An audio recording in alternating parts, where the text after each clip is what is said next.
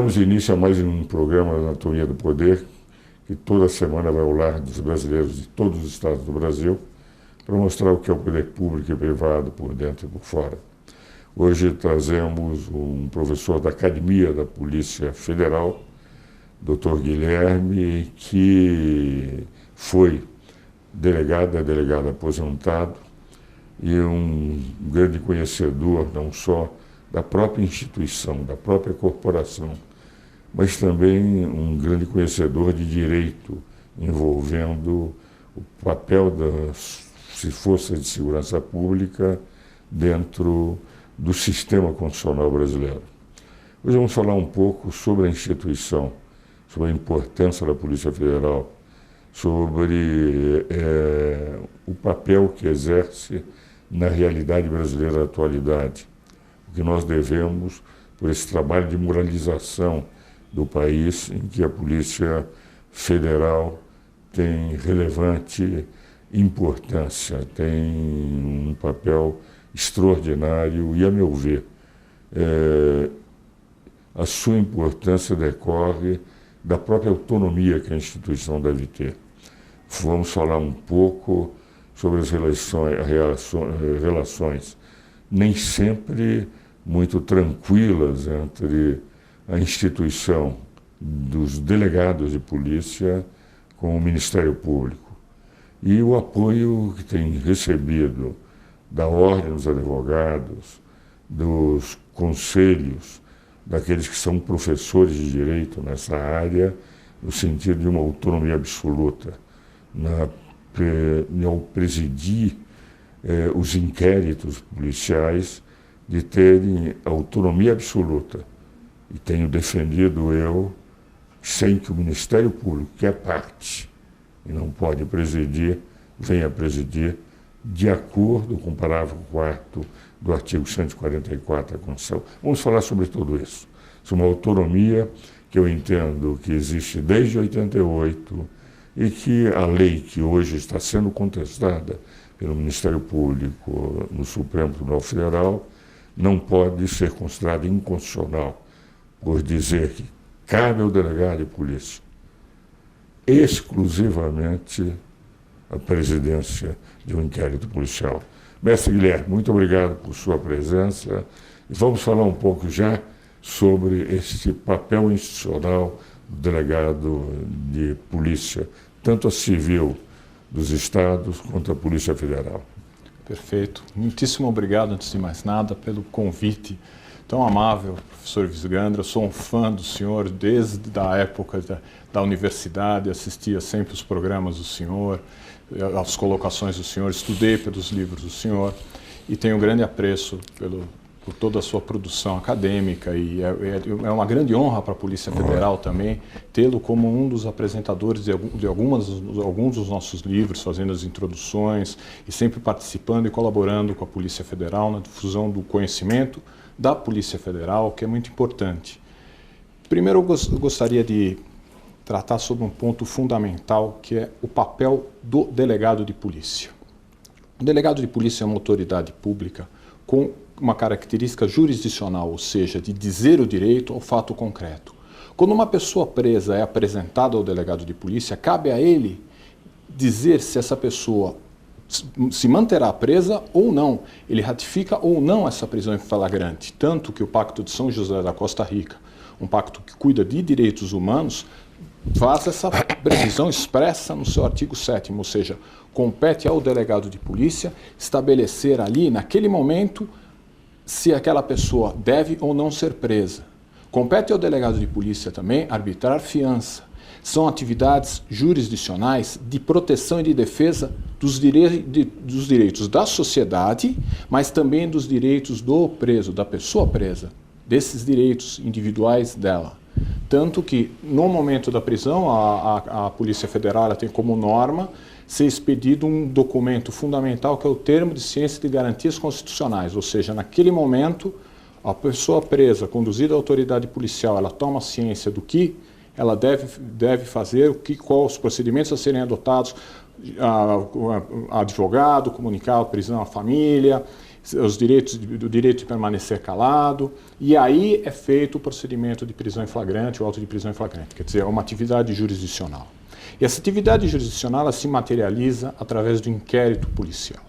O inquérito policial é a peça que materializa a investigação policial. Nós podemos falar de investigação sob um ponto de vista genérico. O jornalismo investigativo, a investigação feita por uma empresa para saber se está tendo vazamento de segredos industriais. Isso é um tipo de investigação, mas a investigação de inquérito policial, essa é uma prerrogativa exclusiva da Polícia Federal, das polícias judiciárias, do delegado de polícia. Compete ao delegado de polícia fazer o inquérito policial, que é a materialização da investigação. Aliás, é um dado interessante. A Constituição, no artigo 144, parágrafo 4º, declara que a Polícia Judiciária, a expressão que o Constituinte utiliza é Polícia Judiciária, compete exclusivamente ao delegado de polícia. Então, a Constituição não deixou dúvida nenhuma. Fez bem de dizer que é o delegado de polícia e não o Ministério Público, indiscutivelmente fez bem. Por quê? O Poder Judiciário é constituído do juiz, do advogado e do Ministério Público. É o tripé.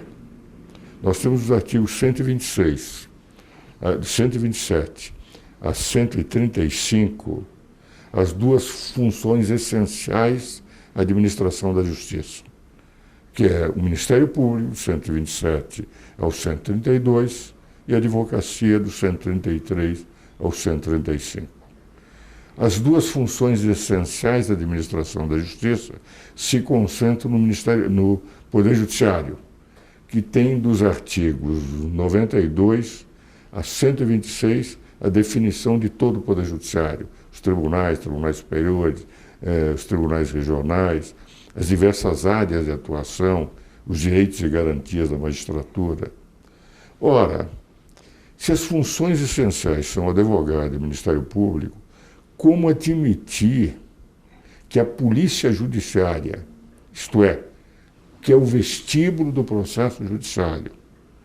Porque quando se fala Polícia Judiciária, é a polícia do Judiciário, aquela que dá, como disse o doutor Guilherme, o início à investigação, possa ser uma das partes.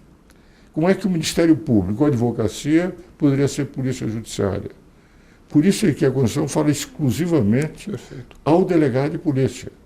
Quando a lei orgânica do Ministério Público diz, nós também podemos fazer, é como se dissesse, nós, Ministério Público, somos Polícia Judiciária. Nós, Ministério Público, estamos representando o Poder Judiciário quando não representa, eles são parte.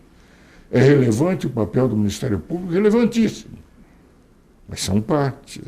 É importante o direito de defesa da advocacia, relevantíssima a importância do advogado. Mas são parte. Precisa haver um poder neutro. Esse é só o delegado que pode representar. Por isso, o Constituinte utilizou as duas palavras. Polícia Judiciária, vestíbulo do processo judiciário. Polícia que representa o judiciário, que não pode ser Ministério Público nem advogado. Os dois são partes dentro desse processo. Só pode ser, e usa a expressão exclusivamente, o delegado de polícia. Essa é a razão pela qual essa assunção do Ministério Público de pretender ser o superpoder, com todo o respeito que eu tenho aos membros do Ministério Público, é uma invasão indevida na Constituição.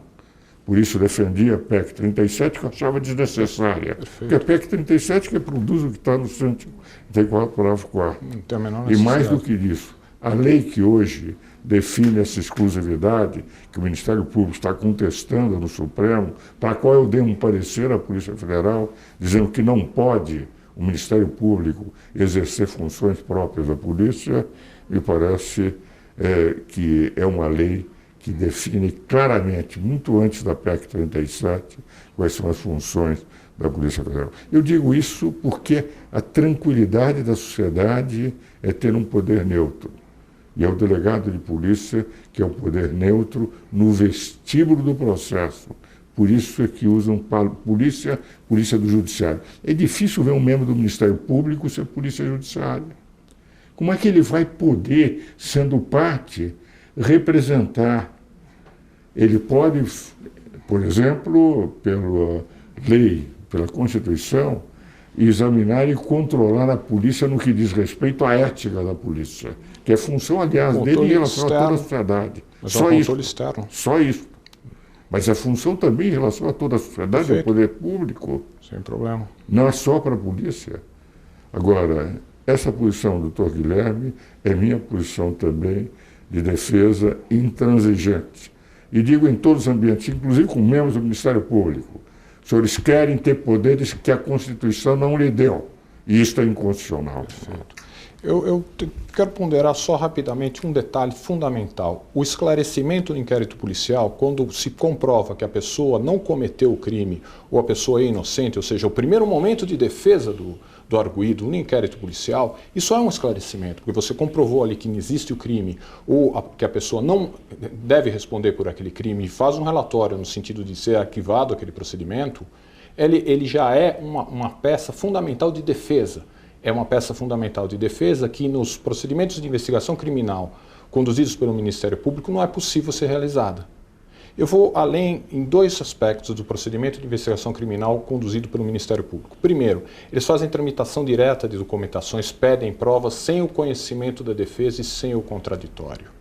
Isso é um problema muito grave, pode gerar nulidade numa investigação, porque se depois esse procedimento de investigação criminal prévio ingressa na seara de um inquérito policial que tem o contraditório, pode causar um grave dano a toda a prova. O segundo ponto que é muito interessante é o comportamento do Ministério Público em relação à própria Constituição. A questão compete exclusivamente à Polícia Judiciária da União, o exercício da Polícia Judiciária da União à Polícia Federal, e o controle externo cabe ao Ministério Público, isso está na Constituição. Está na Constituição também que o membro do Ministério Público não pode ocupar cargo. Isso é um outro vamos problema. Continuar conversando sobre isso, doutor Guilherme, no próximo bloco. Essa sua colocação, explicar essa sua colocação no próximo bloco. Vamos agora aos nossos comerciais.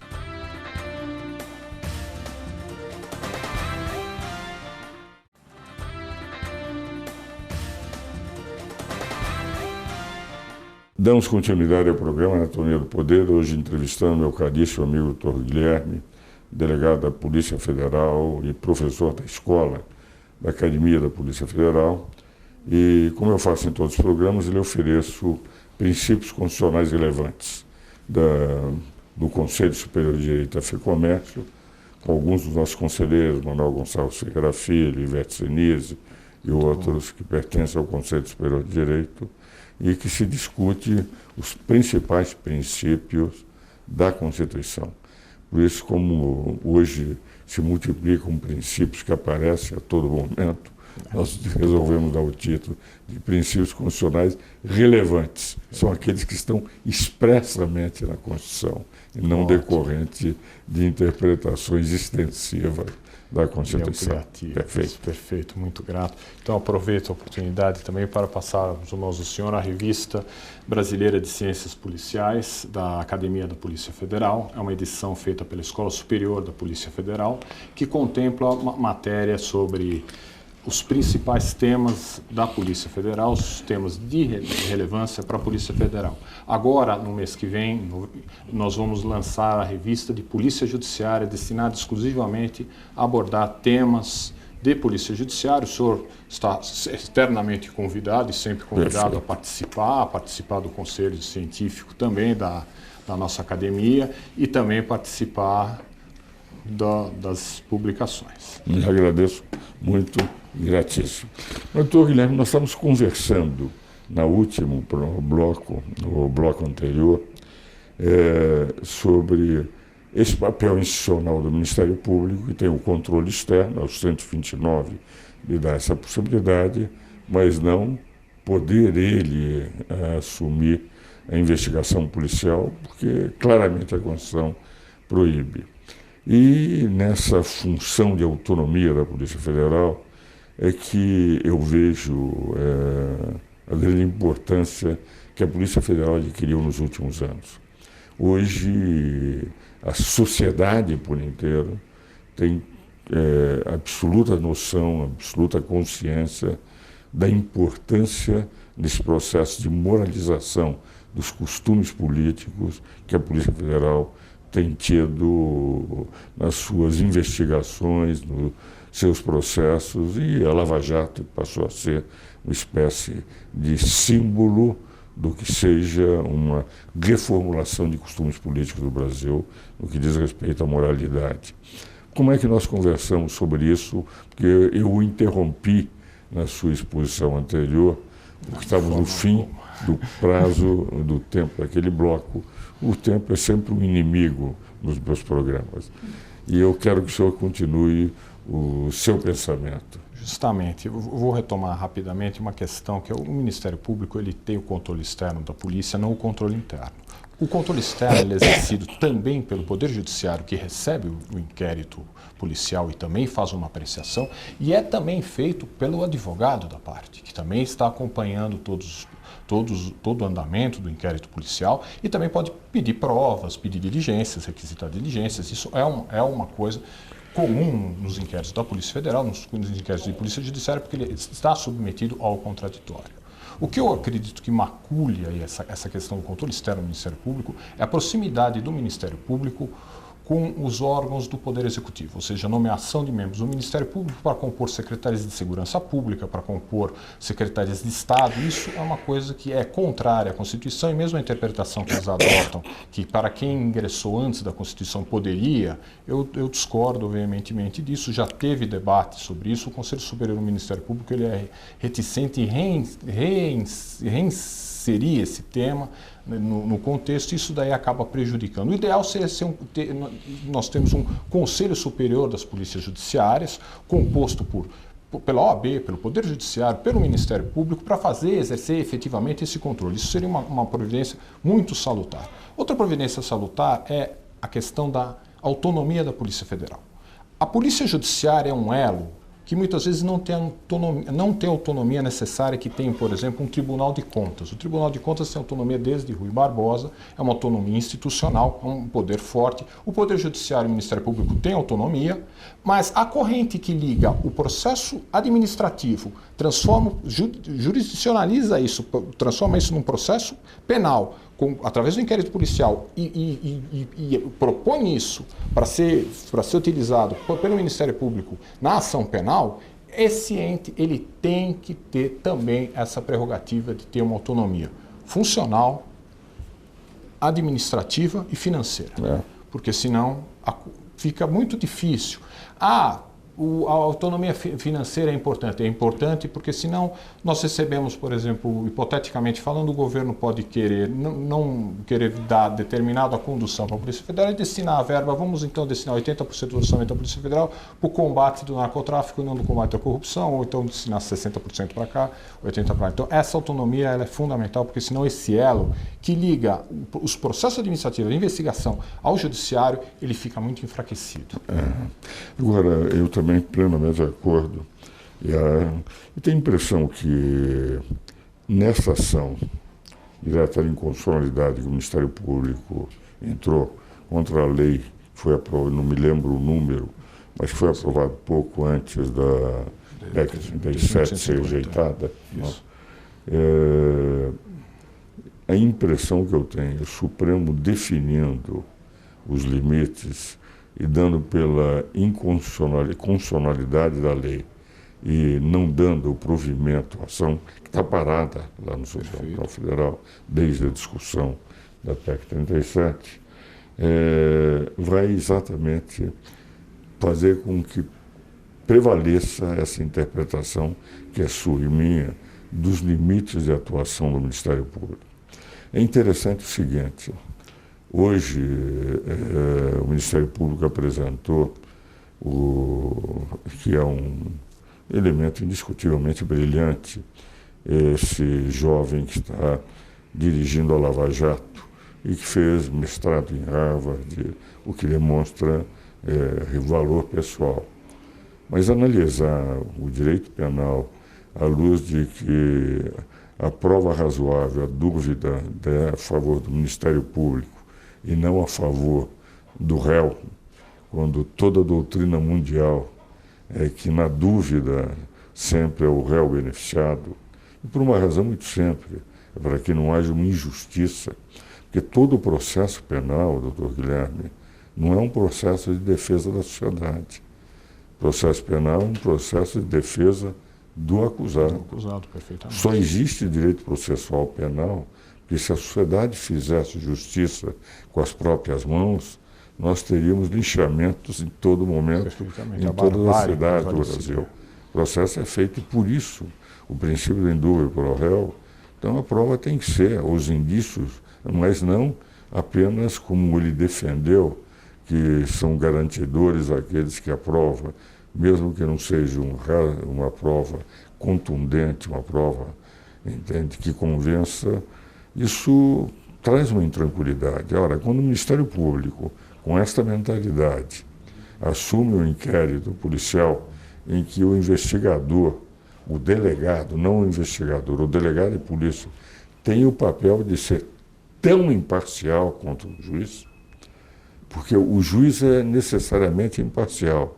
Se a polícia judiciária é o vestíbulo do processo judiciário, tem que ter a mesma imparcialidade. Perfeitamente. Não é um problema.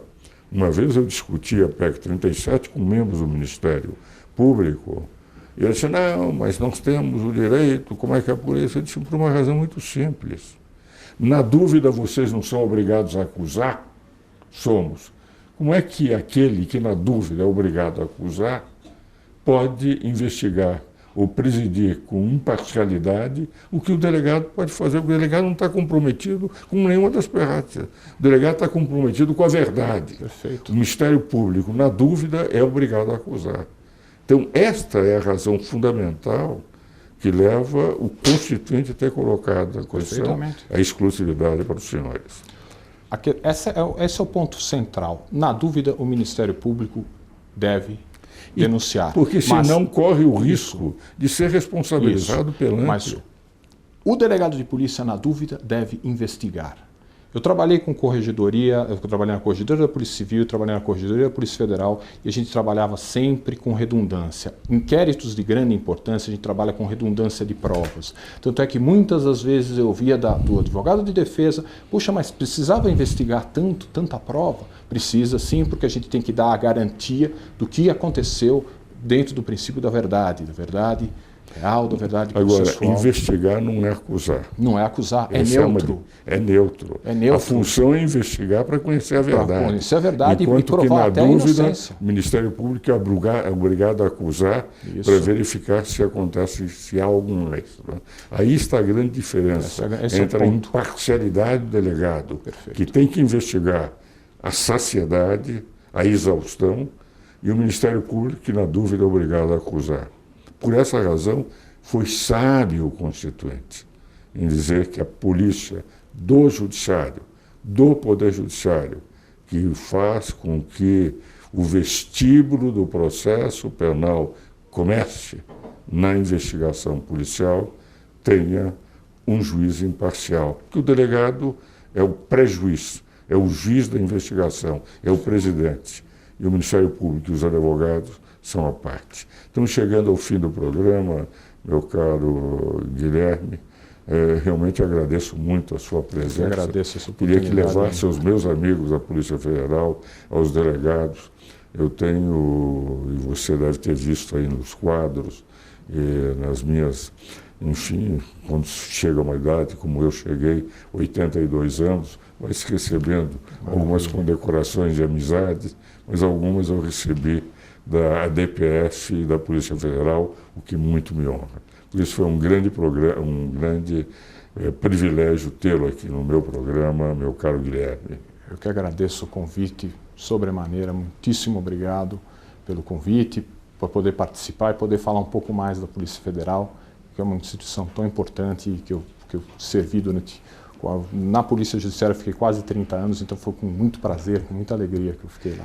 Isso me é uma grande satisfação tê-lo no programa. Senhores telespectadores, os senhores conheceram um pouco o que é a estrutura da Polícia Federal, na figura maior da polícia, que é sempre o delegado de polícia. E agradeço a atenção nesse programa e os espero novamente no próximo domingo.